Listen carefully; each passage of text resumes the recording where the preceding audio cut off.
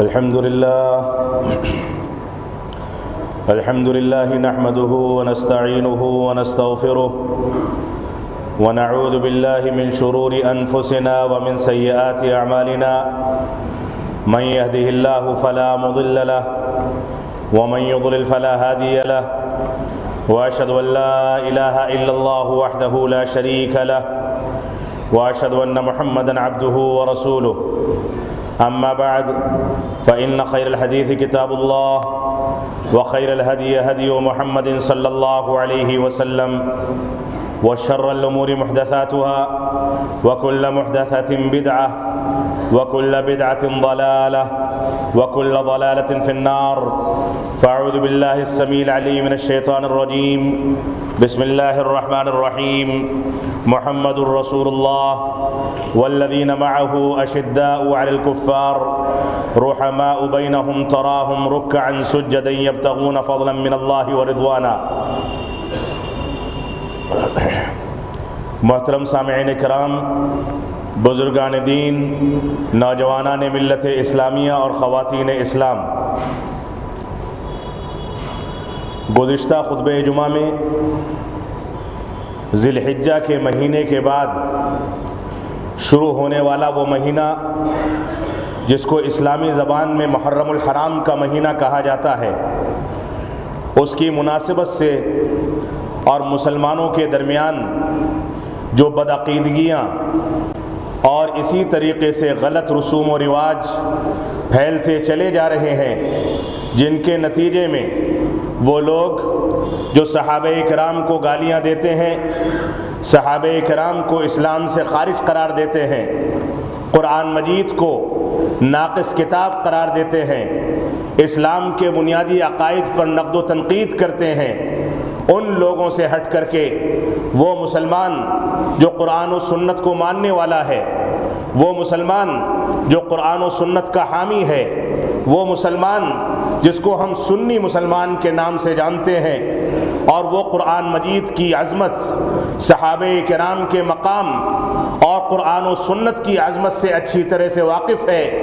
یا جہالت کی بنیاد پر کچھ چیزیں اس کے یہاں مجہول ہیں۔ بدقسمتی یہ ہے اور افسوس ایسے مقام پر ہوتا ہے جب اس طرح کے لوگ بھی ان لوگوں کے شانہ بشانہ چلنا چاہتے ہیں جو لوگ صحابہ کرام کو برا بھلا کہتے ہیں یا اسلام سے خارج قرار دیتے ہیں۔ محرم کا مہینہ شروع ہوتے ہی حرمت کی پامالی شروع ہو جاتی ہے، اور جس مہینے میں، جن مہینوں میں رب کائنات نے خصوصیت کے ساتھ اپنے اوپر ظلم و جور کرنے سے روکا ہے، دین کو مضبوطی کے ساتھ اختیار کرنے اور تھامنے کا حکم دیا ہے، انہی مہینوں میں مسلمان شرکیات اور بدعات کو انجام دے کر کے ظلم و جور کی وہ ساری حدیں توڑ دیتا ہے جن چیزوں کو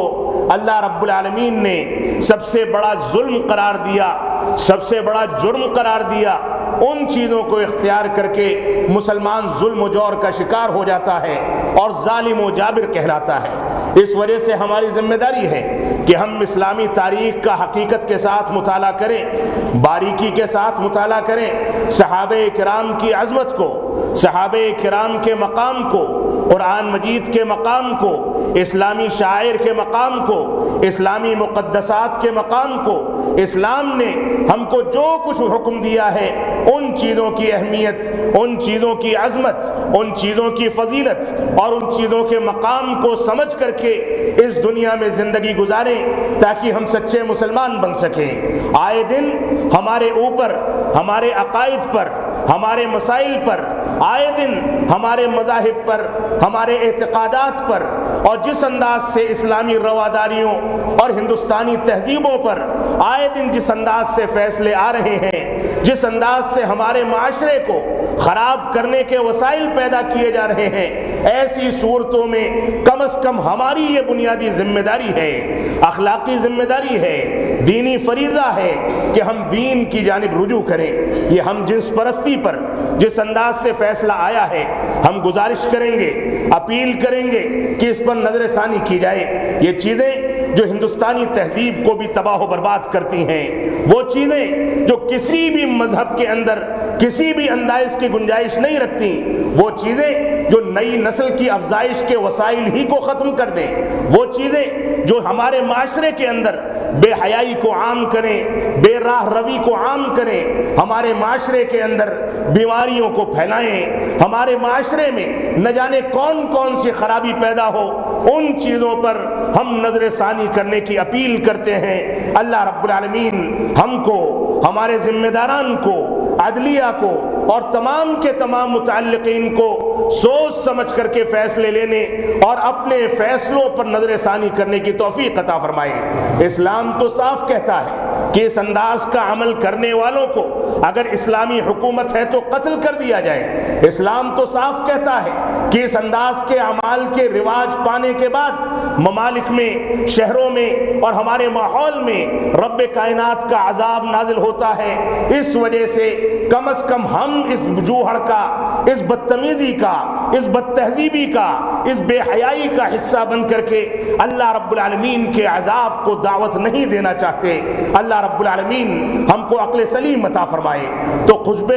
گزشتہ خطبہ جمعہ میں آپ حضرات کے سامنے جس انداز سے اس بات کی اپیل کی گئی تھی کہ صحابہ کرام کے مقام کو سمجھیں، صحابہ کرام کی عظمت کو سمجھیں، اسلام کی عظمت کو سمجھیں، اسلام کی تعلیمات کی عظمت کو سمجھیں، یہ ساری کی ساری چیزیں اس بات کا تقاضا کرتی ہیں کہ اس انداز کی خرابیوں سے بھی ہم توبہ و استغفار کریں، اس انداز کی چیزوں سے بھی ہم دوری اختیار کریں۔ قانون جو بھی آئے اور جن لوگوں نے دیا ہے وہ نظر ثانی کریں نہ کریں، لیکن ہمارے عملی اختیارات یہی کہتے ہیں کہ ہم اسلام کے مطابق ان چیزوں سے دوری اختیار کر کے اسلامی تعلیمات اور اسلامی احکامات کے مطابق ان چیزوں سے دوری اختیار کر کے، ان چیزوں کو غلیظ سمجھ کر کے ان چیزوں سے توبہ و استغفار کریں اور دوری اختیار کریں۔ یہ ہمارا واجبی فریضہ ہے،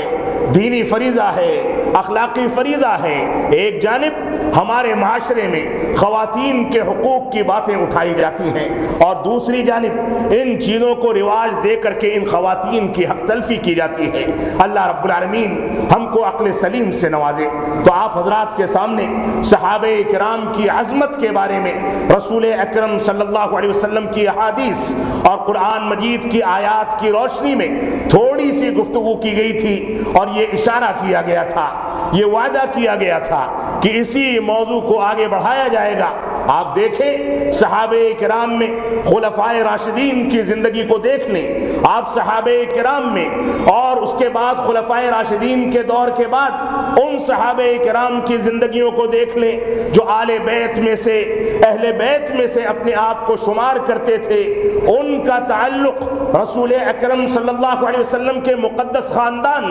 اور مقدس رشتے سے تھا۔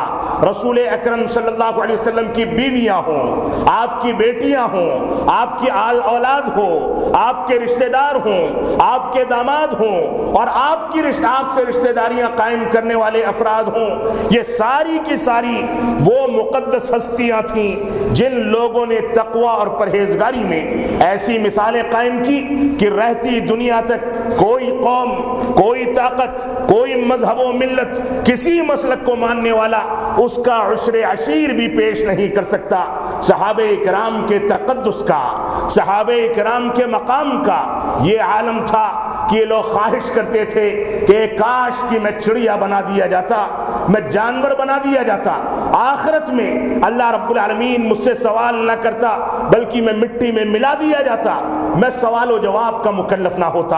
ان لوگوں کے تقوی اور پرہیزگاری کا یہ عالم تھا کہ ایک جانب قرآن مجید ان کے بارے میں یہ گواہی دیتا ہے کہ رضی اللہ عنہم ورضوا عنہ، کہ اللہ رب العالمین سے یہ لوگ راضی ہو گئے اور اللہ رب العالمین ان سے راضی ہو گیا۔ لیکن اس بشارت اور اسی طرح سے عشرہ مبشرہ کی زندگی دیکھ لیں جن لوگوں کو دنیا میں صراحت کے ساتھ نام لے کر کے جنت کی بشارت دی گئی، اور وہ صحابہ کرام جو عشرہ مبشرہ کے علاوہ ہیں جن لوگوں کو کسی نہ کسی کنایے سے یا صراحت کے ساتھ جنت کی بشارتیں دی گئیں، ان لوگوں کا بھی یہ عالم تھا کہ ان لوگوں کے آنکھوں سے آنسو نہیں رکتے تھے، عبادات میں، رب کائنات کو راضی کرنے میں، رب کائنات کی رضامندی کے لیے وہ دنوں رات گڑ گڑاتے تھے، روتے تھے، بلکتے تھے۔ ان لوگوں کی یہ کیفیت ہوتی تھی کہ ابو بکر صدیق رضی اللہ تعالیٰ عنہ، جن کو محرم کے مہینے میں تعزیہ نکالنے والے، لعن طعن کرنے والے، صحابہ کرام کے اوپر طعن و تشریح کرنے والے اسلام سے خارج بھی قرار دیتے ہیں، نعوذ باللہ من ذالک، جبکہ ابو بکر صدیق وہ صحابی رسول ہیں جن کے بارے میں اللہ رب العالمین نے قرآن مجید میں صراحت فرما دی کہ اذ ہما فی الغار ثانی اثنین اذ ہما فی الغار، کہ وہ دو میں کا دوسرا تھا جب اللہ کے نبی صلی اللہ علیہ وسلم کے ساتھ یہ غار میں چھپے تھے۔ اللہ کے نبی صلی اللہ علیہ وسلم سے گھبرا کر کے، ڈر کر کے انہوں نے پوچھا کہ تو اللہ کے نبی صلی اللہ علیہ وسلم نے فرمایا کہ ان دو کے بارے میں تمہارا کیا خیال ہے، تمہارا کیا نظریہ ہے، تمہارا کیا موقف ہے، جن کا تیسرا خود رب کائنات ہے، ان دونوں کی حفاظت کرنے والا، ان دونوں کو حفاظت اور تحفظ فراہم کرنے والا خود رب کائنات ہے۔ جس نبی کے اس خلیفہ کو، جس نبی نے جس خلیفہ اور جس صحابی رسول کو صدیق کا لقب دے دیا ہو، جس کی سچائی کی گواہی خود قرآن مجید نے، خود نبی آخر الزمان نے دی ہو، اس نبی کے بارے، اس خلیفہ اور اس صحابی رسول کے بارے میں کوئی غلط انداز کا موقف اختیار کرے تو مسلمان کیسے برداشت کر سکتے ہیں؟ تو ابو بکر صدیق رضی اللہ تعالیٰ عنہ ہوں یا ان کے بعد اسلام کے دوسرے خلیفہ عمر بن خطاب رضی اللہ تعالیٰ عنہ، جن کے بارے میں اشارہ کیا گیا تھا کہ ان کو ابلیس سے زیادہ شدید عذاب دینے کا اعتقاد بھی ان محرم کے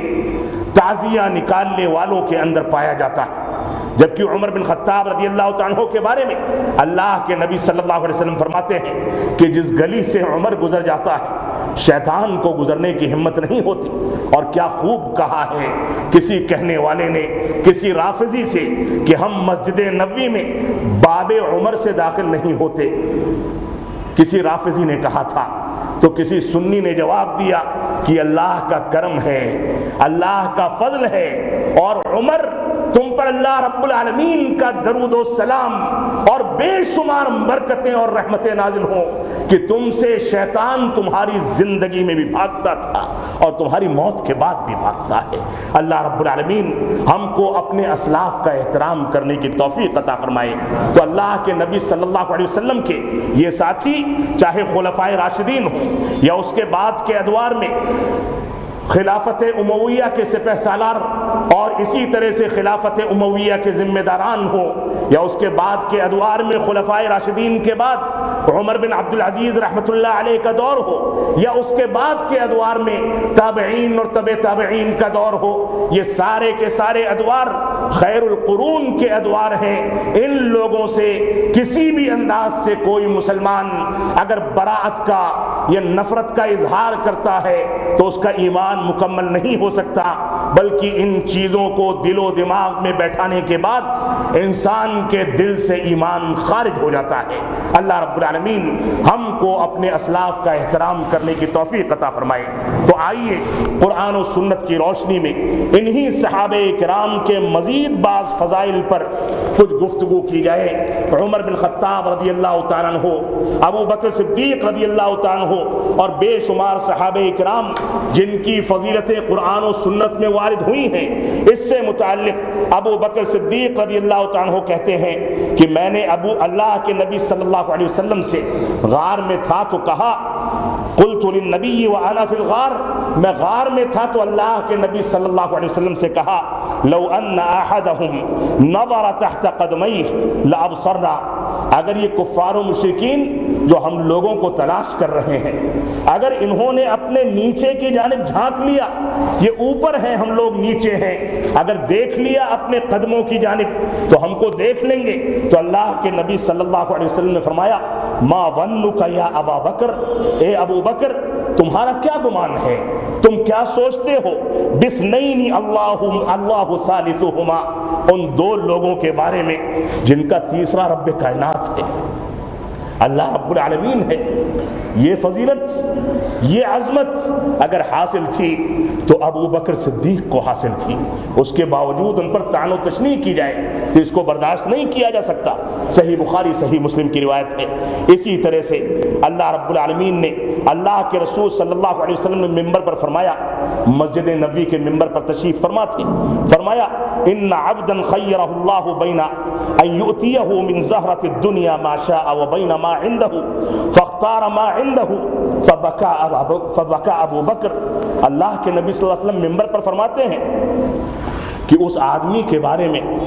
تم لوگوں کا کیا خیال ہے، کیا سوچتے ہو، جس آدمی کو اللہ رب العالمین نے دنیا داری اور آخرت کو اختیار کرنے کا اختیار دیا، یہ اختیار دے دیا کہ جس کو چاہو چن لو، اور اس کے بعد اس نے دنیاوی چمک دمک کو چھوڑ کر کے اللہ رب العالمین کے پاس جو نعمتیں ہیں اس کو اختیار کر لیا۔ یہ سن کر کے ابو بکر صدیق رضی اللہ تعالیٰ عنہ رو پڑے۔ رونے کے بعد اللہ کے نبی صلی اللہ علیہ وسلم نے فرمایا کہ ان امن الناس علی ابا بکر، کہ میرے اوپر سب سے زیادہ احسان کرنے والا اور میری صحبت میں سب سے زیادہ خیر کے کاموں کو اختیار کرنے والا یہ ابو بکر ہے۔ لو کنت متخذا خلیلا من امتی لاتخذت ابا بکر خلیلا، کہ اگر میں اس دنیا سے اپنا کسی کو جگری دوست بناتا تو ابو بکر کو اپنا جگری دوست بناتا، لیکن اللہ رب العالمین نے مجھ کو خلیل بنا لیا ہے، میں کسی کو اپنا خلیل نہیں بنا سکتا۔ اور اس کے بعد اللہ کے نبی صلی اللہ علیہ وسلم نے ارشاد فرمایا لا یبقین فی المسجد خوخۃ، کہ اس مسجد میں کوئی بھی دروازہ یا کھڑکی باقی نہ رہے الا خوخۃ ابی بکر، مگر ابو بکر کا دروازہ اور کھڑکی جو مسجد میں کھلا کرتے تھے۔ مکانات کے دروازے صحابہ کرام نکل کر کے مسجد میں تشریف فرما ہوتے تھے اور اس کے بعد باجماعت نماز ادا کرتے تھے، اللہ رب العالمین سے قربت اختیار کرتے تھے۔ اللہ کے نبی صلی اللہ علیہ وسلم نے وفات سے پہلے حکم دے دیا کہ سارے دروازے، ساری کھڑکیاں بند کر دی جائیں سوائے ابو بکر کے دروازے کے، کیونکہ ابو بکر کو اللہ کے نبی صلی اللہ علیہ وسلم نے اس روایت کے ذریعے اشارہ دے دیا تھا کہ میرے بعد اگر کوئی خلیفہ بنے گا تو ابو بکر بنیں گے۔ مسجد نبوی کی امامت ہمارے پیارے حبیب کے بعد کسی کے ہاتھ میں آئے گی، اس کی نیابت کرے گا تو ابو بکر ہوگا، اس وجہ سے ان کا دروازہ نہ بند کیا جائے، وہ مسجد میں آ کر کے نماز کی امامت کریں گے۔ صحیح بخاری صحیح مسلم کی روایت ہے۔ اسی طرح سے اللہ کے نبی صلی اللہ علیہ وسلم سے پوچھا کسی نے کہ ای الناس احب الیک یا رسول اللہ، اے اللہ کے نبی صلی اللہ علیہ وسلم آپ کی نظر میں سب سے زیادہ محبوب لوگوں میں کون آدمی سب سے زیادہ محبوب ہے؟ تو آپ نے فرمایا عائشہ، عائشہ سب سے زیادہ محبوب ہیں۔ پوچھنے والے نے پوچھا من الرجال، مردوں میں سب سے زیادہ محبوب کون ہے؟ تو آپ نے فرمایا ابوہا، اس کا باپ۔ یہ نہیں کہا کہ ابو بکر صدیق، نام نہیں لیا، یہ نہیں کہا کہ مجھ پر سب سے زیادہ احسان کرنے والا، اس کی نسبت بھی عائشہ صدیقہ کی جانب کر کے کی گئی۔ فرمایا سب سے زیادہ خواتین میں محبوب ترین خاتون یہ عائشہ صدیقہ ہیں، اور سب سے زیادہ محبوب ترین مرد میری نظر میں عائشہ کا باپ یعنی ابو بکر صدیق ہیں۔ یہ اللہ کے نبی صلی اللہ علیہ وسلم کی تعبیرات۔ اور آج کے دور میں صحابہ کرام کو گالیاں دینے والوں نے عائشہ صدیقہ کے اوپر زنا کے اتہام کو باقی رکھا ہے، نعوذ باللہ من ذالک۔ ابو بکر صدیق کو جہنمی قرار دیا ہے، نعوذ باللہ من ذالک۔ اللہ رب العالمین ہم کو اپنے عقائد کا تحفظ کرنے کی توفیق عطا فرمائے۔ اس کے بعد اللہ کے نبی صلی اللہ علیہ وسلم حضرت عمر بن خطاب رضی اللہ تعالیٰ عنہ اور بعض صحابہ کرام کے نام گنوائے۔ یہ ابو بکر صدیق رضی اللہ تعالیٰ عنہ کی فضیلت کے بعض گوشے ہیں، بے شمار چیزیں ہیں۔ وفات ہونے والی تھی، اس سے پہلے شورا کو بلایا، مجلس کو بلا کر کے بیٹھایا اور وصیت کر دی کہ میں نے بیت المال سے بحیثیت خلیفہ کے اب تک جو کچھ مال لیا ہے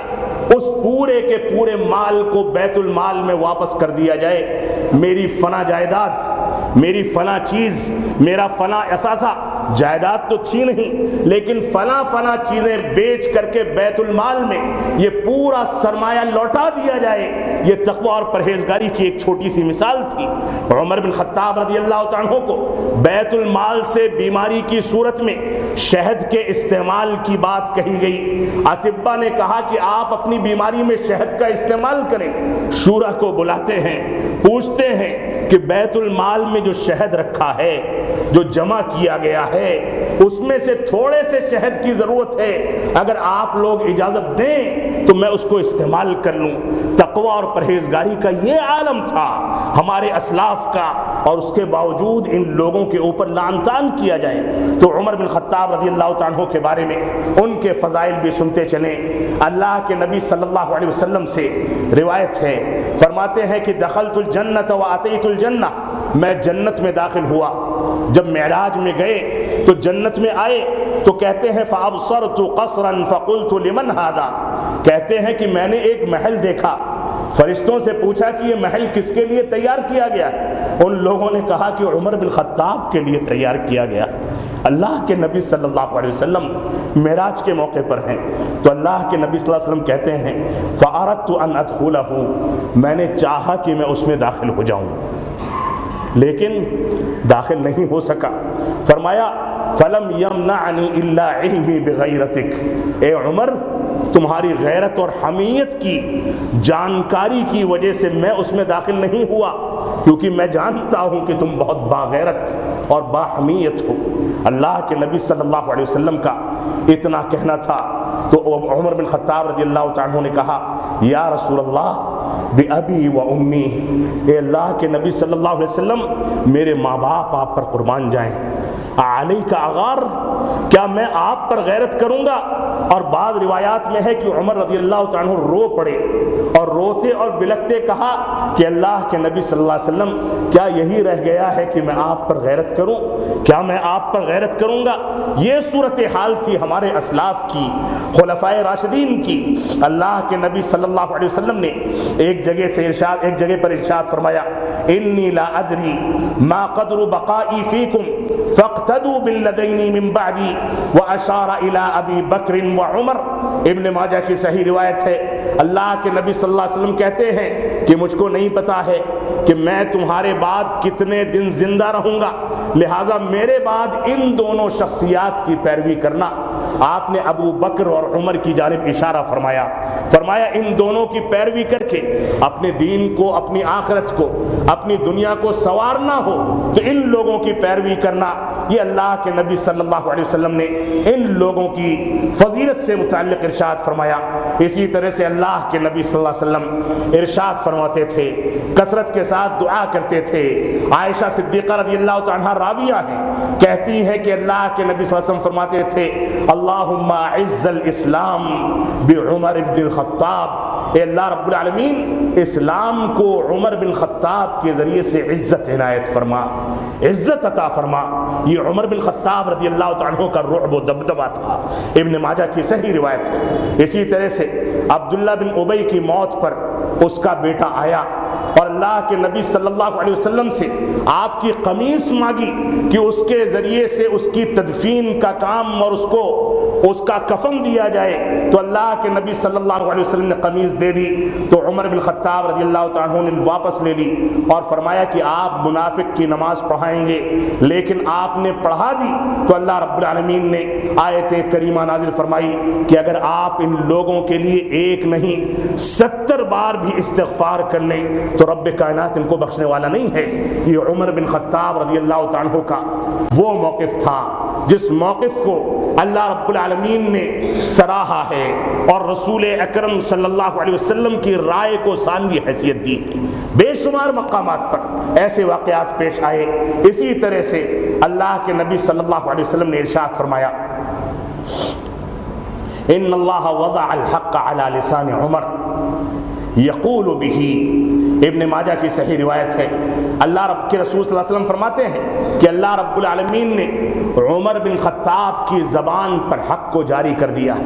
جس کے ذریعے سے وہ گفتگو کرتے ہیں،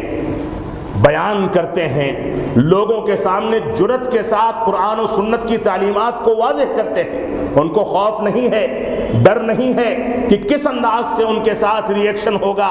کون سی چیزوں کا سامنا کرنا پڑے گا، لیکن وہ حق کی بات کہتے ہیں اور یہ اللہ کے نبی صلی اللہ علیہ وسلم کی گواہی ہے۔ اسی طرح سے اللہ کے نبی صلی اللہ علیہ وسلم نے بے شمار مقامات پر عمر بن خطاب رضی اللہ تعالیٰ عنہ کے دوسرے فضائل بھی ذکر فرمائے۔ عثمان غنی رضی اللہ تعالیٰ عنہ کے بارے میں اللہ کے نبی صلی اللہ علیہ وسلم کی وہ روایت آپ کے سامنے آ چکی ہے کہ آپ کسی کنویں کے پاس بیٹھے تھے، آپ کے تہبند کا اتنا حصہ کھلا تھا کہ آپ کی ران کا کچھ حصہ کھل گیا تھا، یعنی گھٹنے کے اوپر تک آپ کا تہبند چڑھا ہوا تھا، آپ بے تکلف بیٹھ کر کے گفتگو کر رہے تھے۔ بڑے بڑے جلیل القدر صحابہ کرام تشریف لائے، آتے گئے بیٹھتے گئے، سلام دعا ہوا،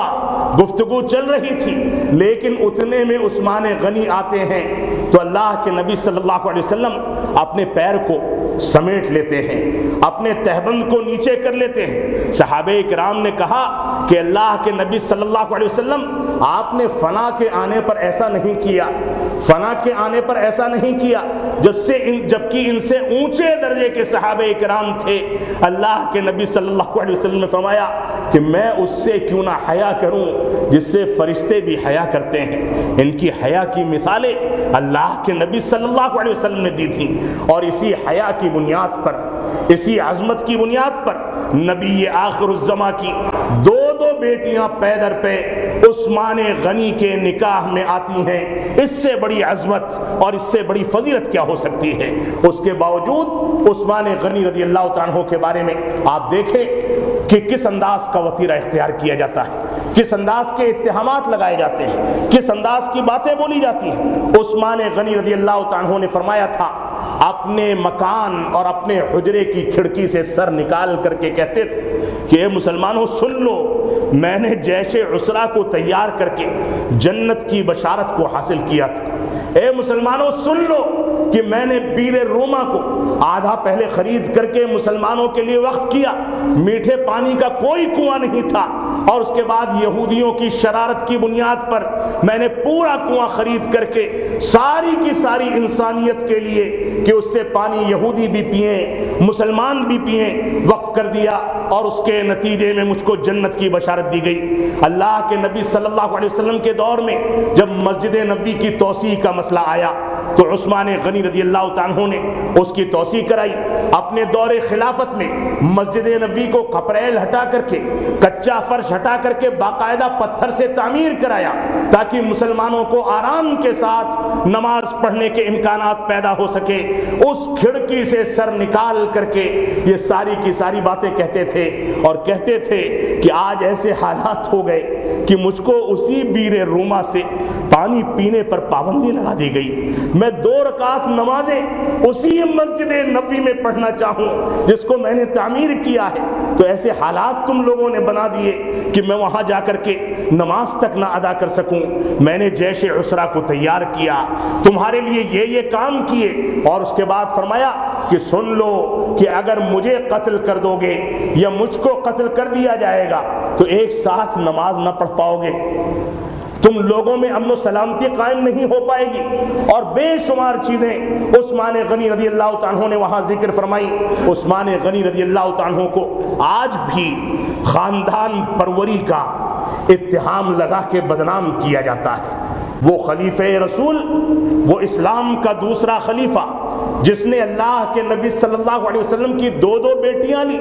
اس کے اندر یہ کمی ثابت کر کے کیا ہم یہ کہنا چاہتے ہیں کہ نبی آخر الزماں نے اپنی بیٹیوں کے لیے اچھا داماد تیار نہیں کیا تھا اور تلاش نہیں کیا تھا؟ نعوذ باللہ من ذالک۔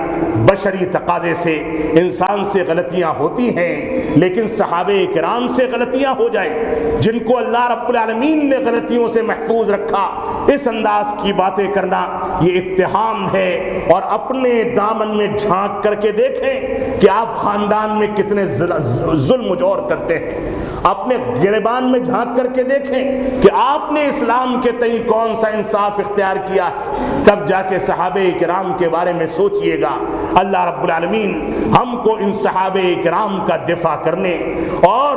ان کے لیے اپنی جان و مال سب کچھ قربان کر دینے کی توفیق عطا فرمائے۔ ان لوگوں نے پوری زندگی جس انداز سے دین اسلام کو ترویج دینے کے لیے، دین اسلام کی تعلیمات کو ترویج دینے کے لیے گزار دی، یہ حقیقت ہے کہ ایسی قربانی دنیا کی کوئی طاقت نہیں دے سکتی۔ اللہ کے نبی صلی اللہ علیہ وسلم نے انہی عثمان غنی کے بارے میں شہادت کی بشارت بھی دے دی تھی۔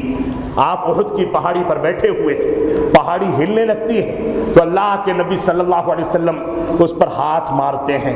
کہتے ہیں کہ تجھ کو نہیں پتا کہ تیرے اوپر ایک نبی،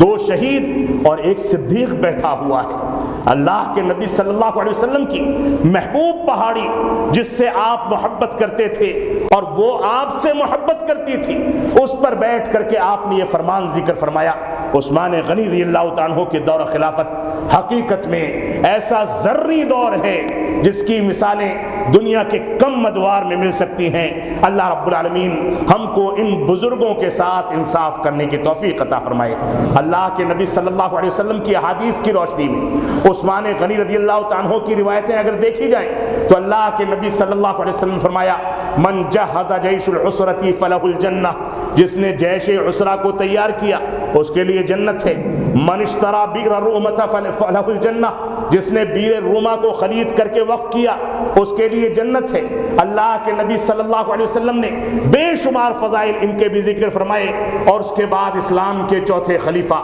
جن کی بنیاد پر آج ہمارے دور میں نہ جانے کون کون سے غلط اعتقادات کو رواج دینے کی کوشش کی جاتی ہے، انہی کے بیٹے تھے جن کو 10 محرم کی تاریخ کو حسین رضی اللہ عنہ کی شکل میں ظلماً شہید کر دیا گیا۔ علی رضی اللہ عنہ کے فضائل، اور عجیب و غریب بات یہ ہے کہ ان کے باپ یعنی علی بن نبی طالب رضی اللہ عنہ خود بھی شہید کیے گئے اور مظلوم ہو کر کے شہید کیے گئے، لیکن وہ شہادتیں جو عثمان غنی رضی اللہ عنہ کی شہادت کی شکل میں اس امت نے دیکھی ہیں اور اس کا درد اب تک جھیل رہی ہے، وہ شہادتیں جس کو عمر بن خطاب رضی اللہ عنہ کی شکل میں اس امت نے دیکھا ہے، وہ شہادتیں جو شہادت سید الشہداء کے نام سے مشہور ہوئی، امیر حمزہ رضی اللہ عنہ کی شہادت احد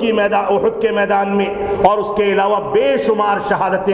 اس تاریخ سے پہلے واقع ہوئی ہیں، اور خود حسین رضی اللہ عنہ کے والد گرامی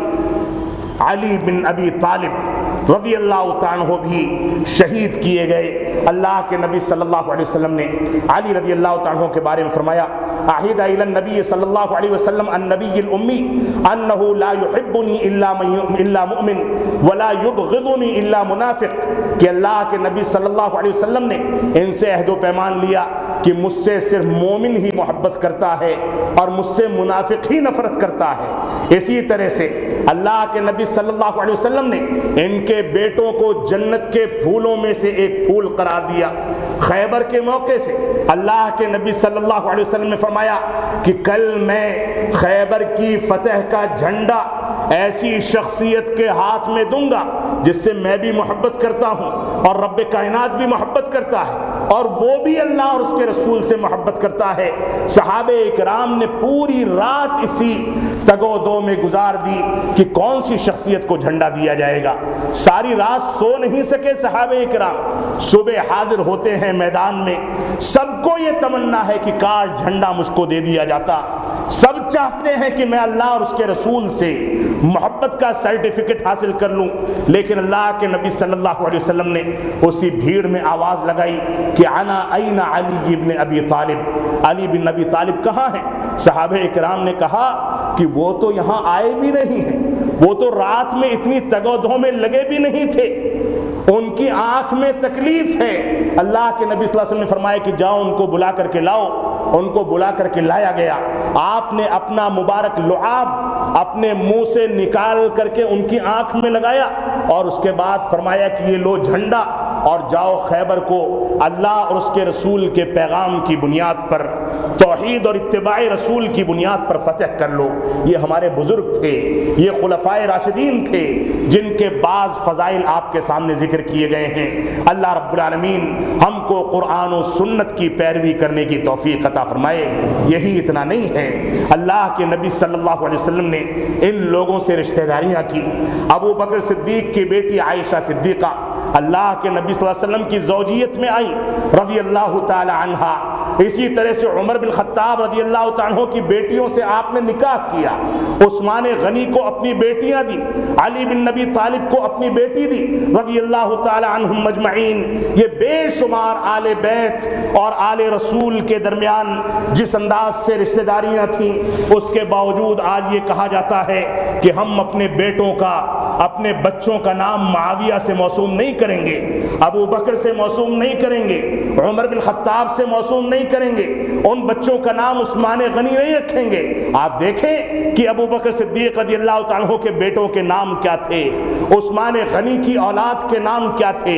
حسن و حسین کی اولاد کے نام کیا تھے۔ ان سب نے آپس میں ایک دوسرے کا نام، کسی کا ابو بکر، کسی کا عثمان، کسی کا عمر، اور گھما پھرا کر کے انہی ناموں سے اپنی آل اولاد کو موسوم کیا۔ تو کیا ہم اپنی قیادت کے ان اسووں